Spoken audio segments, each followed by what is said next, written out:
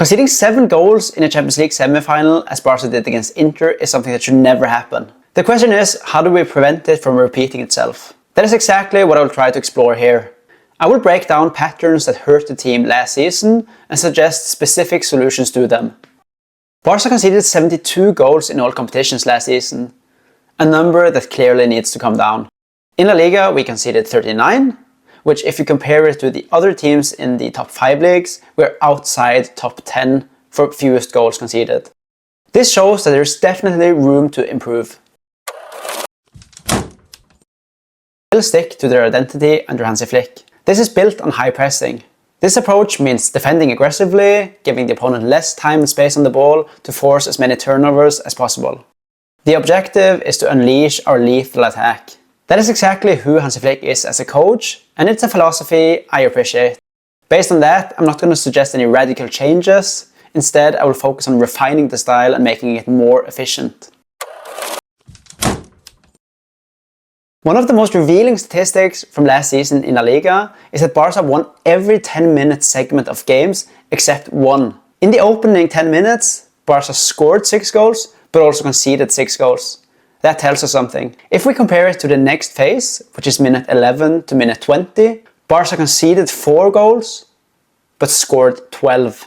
In the phase after that, we conceded only 1 goal, while we scored 13.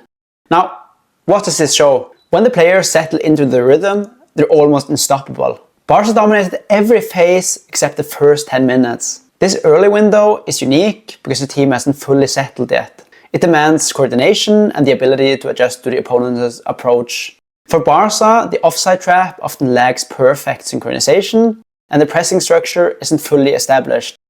This is something that can be exploited by the opponents. That is why I believe Barca need a change in approach in this exact phase right here. We should focus on starting games with more control and patience. By this I mean 2 key adjustments. The first one is maintain possession and let the opponents chase the ball. Avoid any unnecessary turnovers. The second is begin with a slightly deeper defensive line, pushing it higher as we grow into the game. I would argue that there is no real downside to starting a bit slower before we go full intensity. This gives players time to read the opponent, anticipate runs, and press as a unit. Even with great preparation, the first 10 minutes of games are always difficult to predict. A small change from Hansi Flick here could be very wise ahead of the next season, because this is a phase of the game where we actually struggle. However, it shouldn't be that difficult to fix.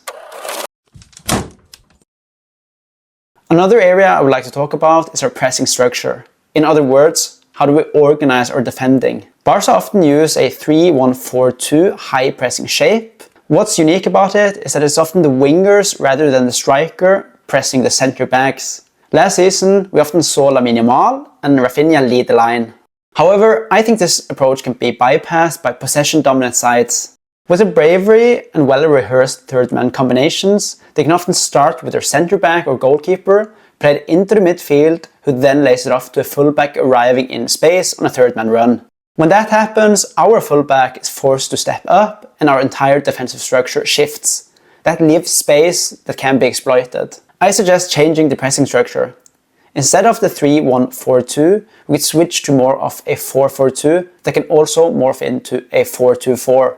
This adjustment would let all the players stay more in their natural lanes, and we maintain better defensive balance. Now, what could work against it is the fact that it would be Lewandowski and the number 10 leading the press, and you could argue that Lewandowski does not have the legs for it. That is why I would also like to see Lamine Yamal and Rafinha step up and press the fullbacks, turning it into a front 4. Although I will admit that Ferran Torres is probably much more suited for such a purpose than Lewandowski. But even so, Lewandowski is aging and we have to start finding solutions without him on the pitch, because that's going to be the reality at one point.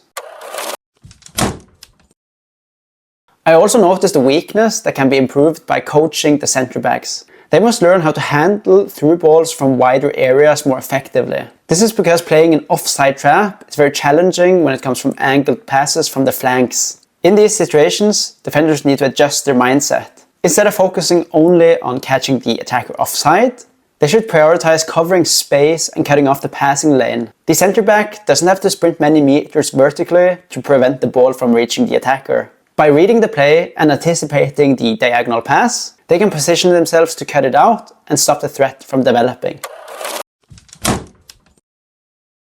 I know that many Barca fans blame the high defensive line for a lot of the goals we conceded last season. However, it is also responsible for a lot of our success. It is part of our identity and why Barca is one of the most unique clubs in Europe right now. Instead of changing it, we should improve it by addressing the early game approach, the pressing structure, and the centre-back coaching. The objective is simple: reduce goals conceded without losing our attacking threat. That is how we truly take the next step. We shouldn't change something that is working.